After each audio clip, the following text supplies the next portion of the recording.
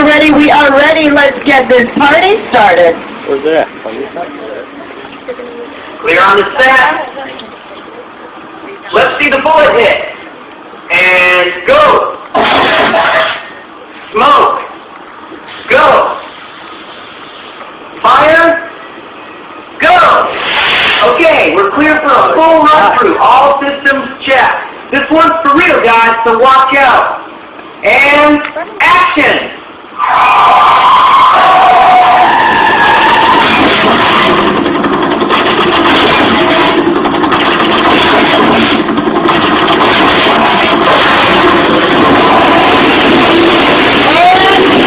Ladies and gentlemen, a round of applause for Carmen Carnage. Come on, give it up for him. Take a bow, girls. You deserve it. Right on.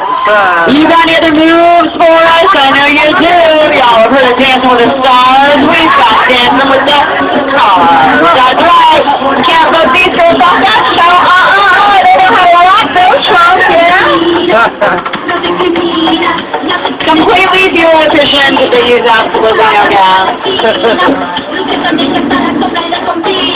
And a round of applause for your driver, Reba. She taught them how to dance. Good job, Reba. And Reba's spare time, she enjoys long walks on the beach, driving the Universal Tram, and of course, teaching cars to dance. Alright, Carmen and Carmen show the perfect example of our computer-controlled robot. They can rehearse all day, take incredibly precise directions, and hardware people want it over and over again without ever questioning their motivation. I should be so lucky. We're going to head out of the main streets of Tokyo now. We're heading to an island off the coast of Costa Rica. Welcome to Jurassic Park. What are prehistoric monsters called when they sleep? Dinosaurs! What color is the dinosaur? Its tail! Alright, we all know dinosaurs are extinct, so there's not a whole lot to see in here, so we will just cruise on through here, enjoy the set pieces and picture colors, and a little music from the amazing John Williams. Why is that cage all busted up back there, though? Something's going to happen.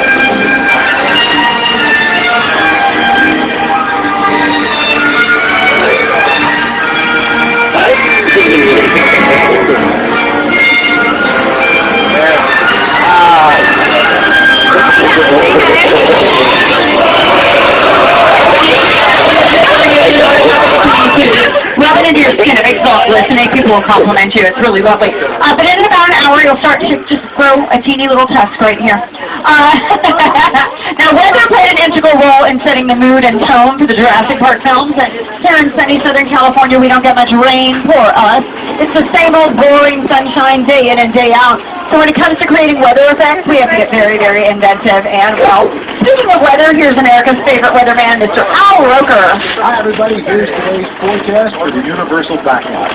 It's going to be sunny and dry in 6 Points, Texas. Cool and cloudy. Expect snow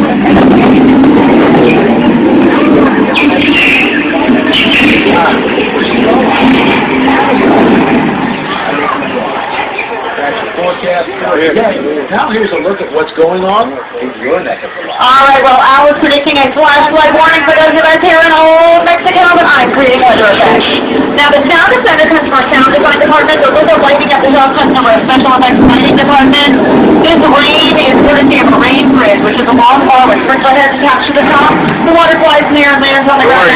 We use supersized raindrops because regular-sized raindrops don't show up on screen. Here's our old Mexico with Big Fat Liar.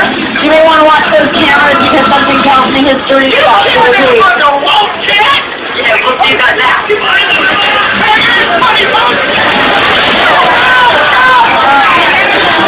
All right, last slide. Surf is up. Now that would be thousands of gallons of recycled water being released from taps at the top of that hill. Our old Mexico is Houston House, airs on Monday nights on Fox, starring Hugh Laurie, and Community airs on Thursdays on NBC, starring Joel McHale and Chevy Chase. That's right. Now we're going to head on over to our Denver Street. Denver Street was used in Adam Sandler's bedtime stories and in Sandra Bullock's All About Steve. Now, if you've ever tuned into any of our westerns, you may have seen a bar fight or two. Yeah, you know, familiar with this? A little bar fighting going on. Yes, indeed. Now, our cowboys were brave and strong, but they weren't crazy. Every punch was carefully choreographed. You saw anybody get hit over the head with a chair. That chair was made of a lightweight balsa wood. Anybody get hit with a window with some cowboy here? We also call that called candy glass or sugar glass.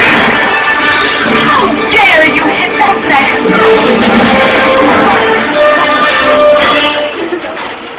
I hit the ground first.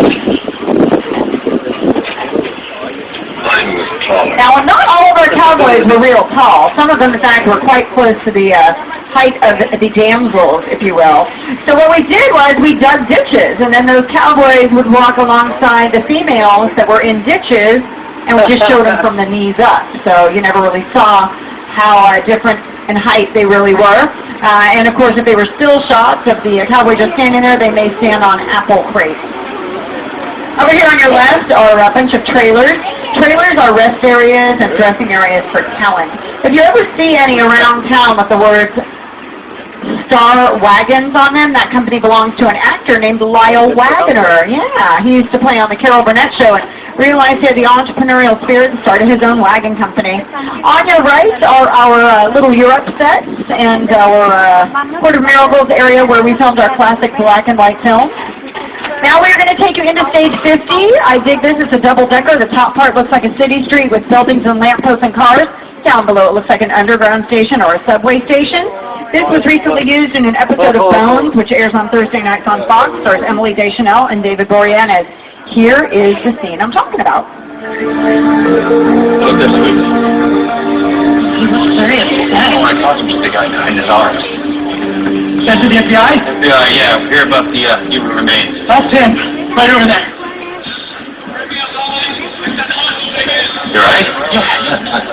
All right, so this set that we're driving into is what is called a fully dressed hot set. Fully dressed meaning that all the set pieces are here and ready to go. Hot meaning please don't touch anything. We don't want anybody messing about with any of the items that are in here. If we were to do that, and they came back, they continued filming, well, that would mess with the continuity of their picture. So we're going to cruise on in here, keep our hands to ourselves, and check it out. Very, very beautiful set, very detailed. We have the wonderful Examiner and Chronicle over there, the newspaper, Sunday paper, on the right-hand side. That's my favorite paper. We've got these gates that lead to the stairs, lead to the set upstairs and all. Rita is a phenomenal tram driver. We obviously can't take the tram upstairs. That would just be awkward, don't you think? So you just have to take my word for it. There is a set upstairs. Oh, there's a table up here on the left with food on it. Now, food is called craft service, and when you work on set, whether you're a crew or cast, it doesn't matter. Everybody gets fed.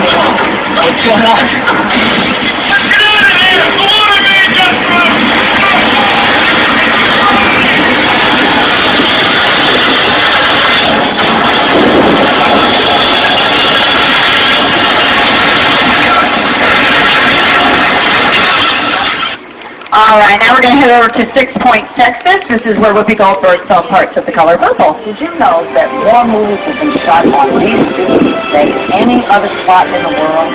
Now, during the silent film era, they could shoot up to 6 movies at the same time, one on each one of these 6 streets. That's why it's called 6 Point, because each street had its own bank, its own sheriff's office, its own saloon, and its own hotel. Now, it turns out that this town ain't big enough for both. So get on back along the tram, stagecoach thing, and get the heck out of here. Go on. Now, we did have a whole lot of Western stars that worked here all at the same time. 2 that were fired from Universal on the very same day.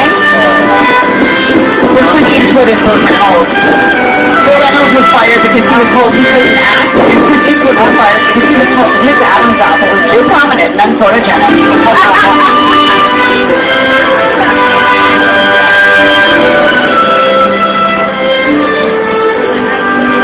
This little area of old Mexico we're peeking back into was used in this scene. About to be crowned the Easter Bunny. Look, Dad, I want to show him in a band. I want to see the wall. The Easter Bunny sees every country in one night. Oh, really, Dad? What about China? One point, so we haven't cracked China yet. All right, hop is in theaters now. It stars Russell Brand, James Marsden, and Chelsea Handler. Pretty cool stuff. Well, now Reba and I have decided that we are going to take you over to a quaint little New England town called Amity Island. You familiar with this?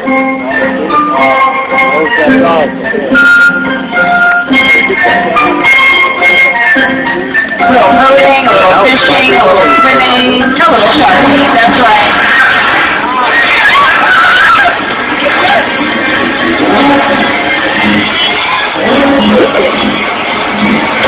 Oh yeah, you don't need to worry about that shark though.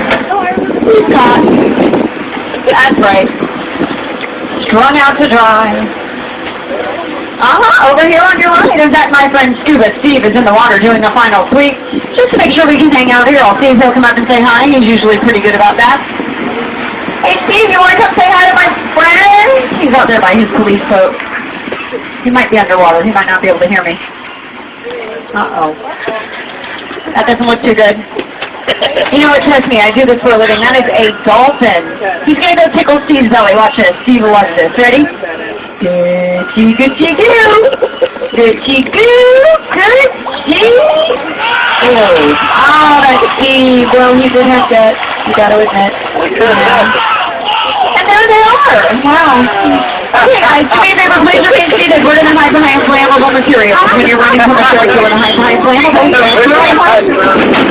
Now look over your right shoulders, my first 2 cars. Look at the yellow tub. Watch the yellow tub. That has bait in it, so he is taking the bait, which means we're golden, but he's also put that fuel line loose. And with any luck, we will be golden to a crisp, which is not good.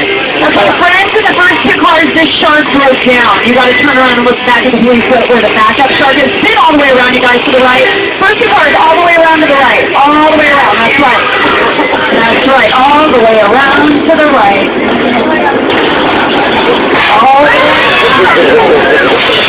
Listen to your studio guide. She knows what she's talking about. If I were to look at the word golden on the dictionary, it would have all of your naval bases.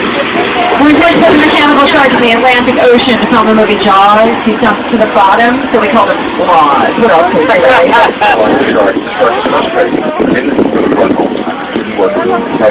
Wherever you were on the island, you could hear the radio waves. They were always saying, the shark is not working. Repeat, the shark is not working. We just waited around. The shark worked well enough that for a while there had to take the phone line. So I did owe the shark a lot.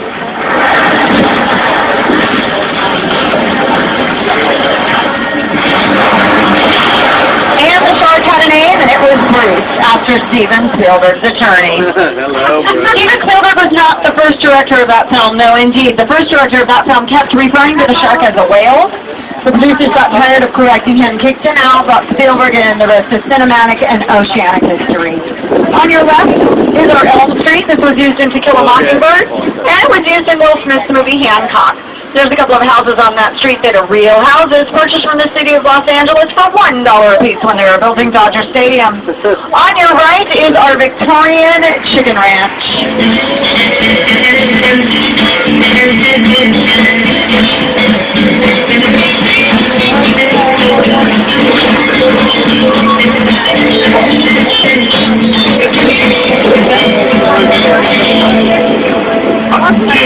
Alright, Desperate Housewives fans, we are now going to take you down Wisteria Lane. That is right, home of the hit ABC television show Desperate Housewives. Now we're going to head down there and make a U-turn, which means that you'll be able to take pictures of both sides of the street. No problem. So have your cameras ready and I'll tell you about some of the houses. Starting on the left-hand side of the street, you will spot Gabrielle's house. Yes, orange house right there. Either Longoria. Right next door is a gray house. That belongs to Bob and Lita. That was the Munster's house right there. Next door to my school used to live the Hardy Boys in this little yellow house on the left. Now Susan lives there. Susan is played by Terry Hatcher. On the right-hand side behind these production trucks is a blue and brick house that belongs to Bree. Bree is played by Marsha Cross. On the left is a greenhouse that belongs to Lynette. Lynette is played by Felicity Huffman. At the far end is a pink house that is owned by Renee. Renee is played by Vanessa Williams. Now look at all the lovely greenery here, courtesy of our greenery department, live and artificial plants. You know, I just want to go out on a limb here and say this is where our greenery department really flourishes. Thank you, folks. I'll be here all day. I'm trying to branch out into comedy. It's in my roots. Am I barking up the wrong trees? Should I nip it in the bud? Yes, we should. I'll leave it alone. Yes, because I mean they're real. I have nothing else, friends, but here is the lane in action. If there is one thing everyone in suburbia can appreciate, it's the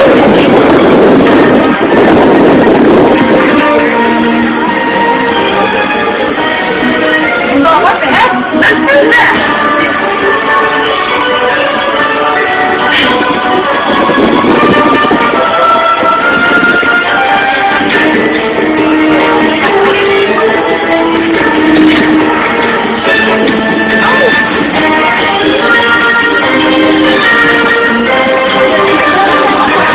Well, the real name of Wisteria Lane is Colonial Street.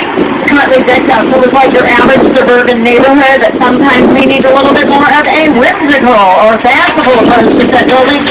Kind of like the set here used as Toolville. And Ron Howard's probably going to build this one. Oh, hey, got it, please.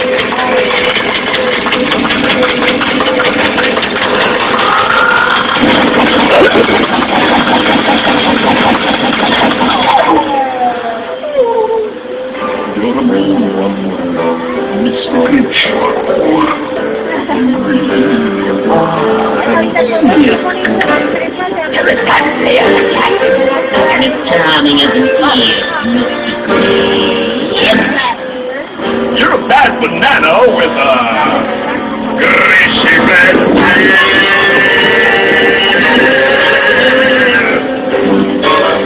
All right, now what you're about to see is just a sampling of some of Ron Howard's Whoville sets. He used 10 sound stages to create all of Whoville.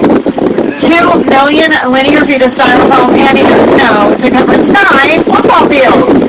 No kidding. Snow, by the way, is going to land on something live like you or me or an animal, then we use flake potatoes so it doesn't sting in the eye and you can swallow it if it lands on your tongue. The Who's of Whoville are such a wonderful and joyful people. They're so peaceful, kind, and loving. They are a bit naive, though. Yes, naive to the fact that their next-door neighbor, dude that lives right in their backyard, is a bit of a psychopath. Yeah, that's one way to put it. We have 12 vacancies. 12 cabins, 12 vacancies. 12 cabins, 12 vacancies. Who wants to go in for a shower?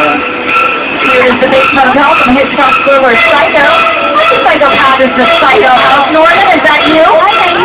You know, Norman gave one of my guests for my last tour a private tour of the basement hotel. So he's going to go get her. We'll make room for her up here. Let's get the trunk of the watch on first.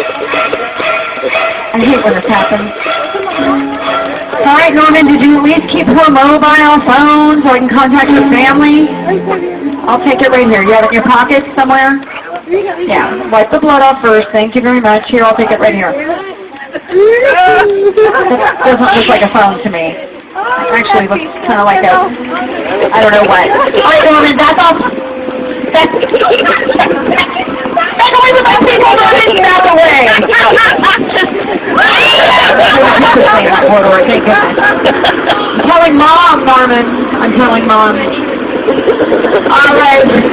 The base motel from Hitchcock's Thriller Psycho 2.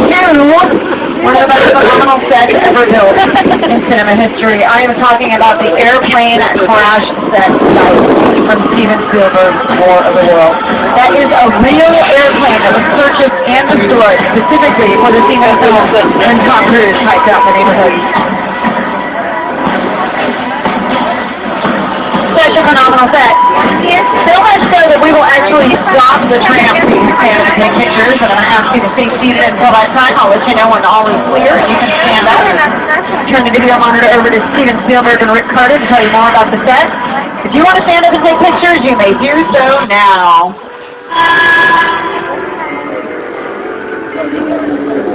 Airplane crash set is a perfect example of a set that is all designed around the vision of Steven. When we first began to sit down and talk about War of the Worlds, I thought, what if the 747 goes down right in a big neighborhood? Because it's just something you don't see. You're doing good. Close your eyes, okay? Down close.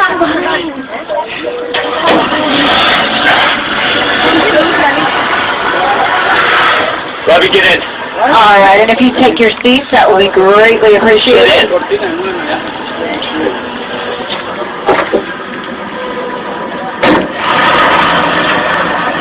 Thank you so much. Phenomenal set. Amazing, very detailed. Did really well at the box office, too. Audiences really got a bang for their buck, huh? Hey, speaking of Buck, do y'all remember John Candy, Uncle Buck? Well, he was in a movie a few years back called The Great Outdoors, and that filmed in this cabin right up here on your right.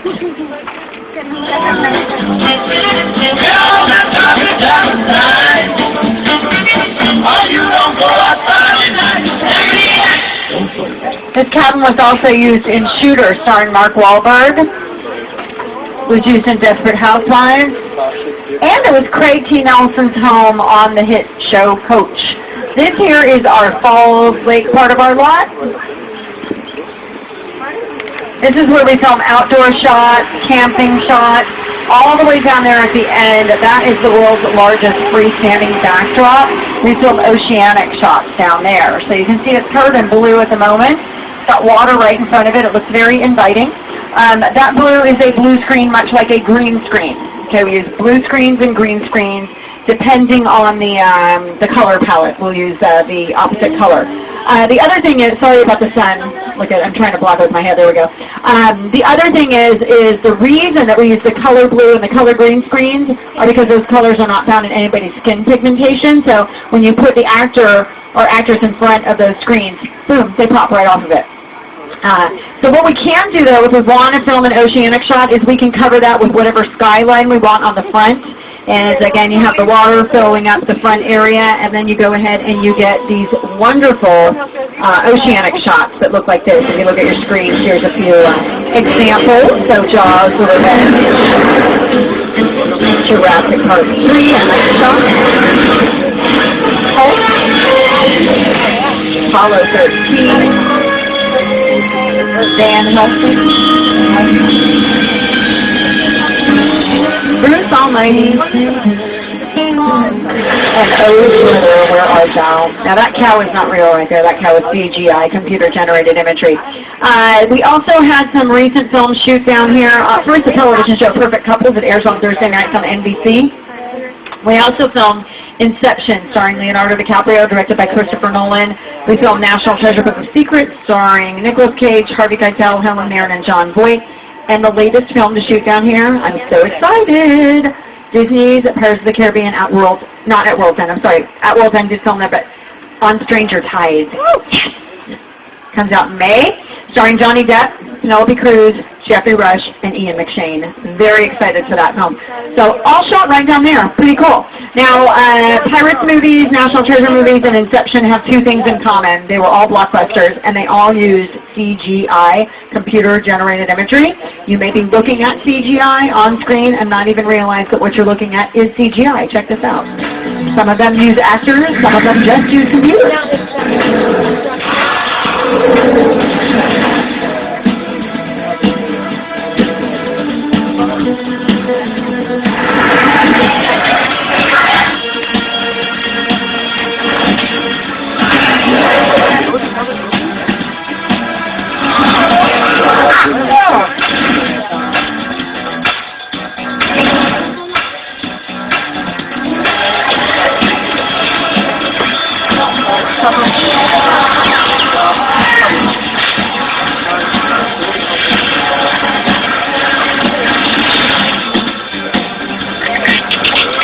You may be wondering where we're going next. Well, we're not going to Whoville, that's for sure. We've already been there.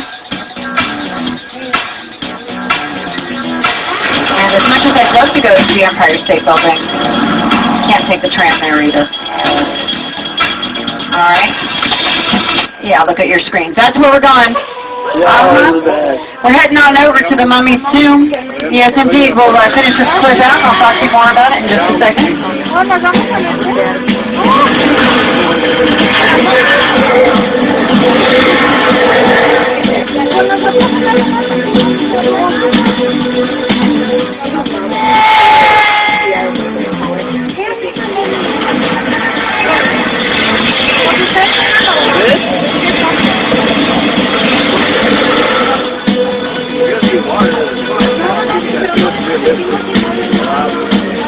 Oh, that was Benny. That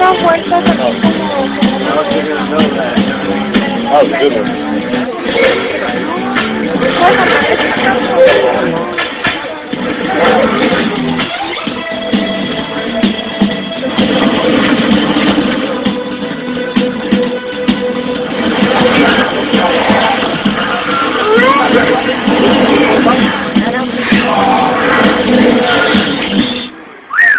And then it just ends so abruptly. That's it. Gone. Poof. All right, so, yeah, we are going to head over to the Mummy's Tomb. Now, here's the deal. Stephen Summers was able to bring one of our oldest monsters back to life through the aid of CGI. He was able to bring the mummy back to life, revive him, so that he could go ahead and make these incredible movies. So we built the Mummy's Tomb right here, and we're going to film the very first Mummy movie. But then something weird happened, something about a mummy's curse or something. I don't know. I didn't work here then, so I don't have any of the information. Don't ask me. I don't know. So we ended up filming the entire movie over in England. Yes, indeed. Packed everybody up. Cast, crews, set pieces, etc., filmed it over there. But we have kept the Mummy's Tomb up. Why not, right? Let's take our tours through it. Why not, right? I personally am not into it. I'll tell you why. I'm afraid of the dark. Yes, it's embarrassing to admit, but it is true. However, for you, I will make an exception. Thank you. Thank you very much. I enjoy getting the support. Second car, thank you. Look at, look at it. Now everything's good. I'm not worthy. You're so awesome. I like this. Yes, we're communicating, all of us. I like this. So, yes, we're going to go in here. Reva's going to drive us through here. Now, what tends to happen when I go in here, since it's dark, I tend to just close my eyes and occasionally I'll fall asleep. So, I'm not going to lie. You'll probably be on your own once we get in there. Plus, it's just... I want my mommy! No, not working? Okay. All right, without further ado, we will go into the Mummy's Tomb. Inside here, there's also these ginormous, scary, beetly things. They're like this big. They're huge! So do me a favor, don't touch them, don't little wave to them or, pet them or anything. I don't want them getting loose. If they get loose, you'll have a studio ride run amok, and it'll be anarchy, and we don't want to do that. So let's have a nice little visit inside of the Mummy's Tomb. I wonder if the mummy has a study. I know, I'm saying that. Let's see. Now, there's the security bee-billy thing, so, like I said, just let them be, because I'm not into those at all, you guys. All right, here I go. I'm closing my eyes. You're on your own.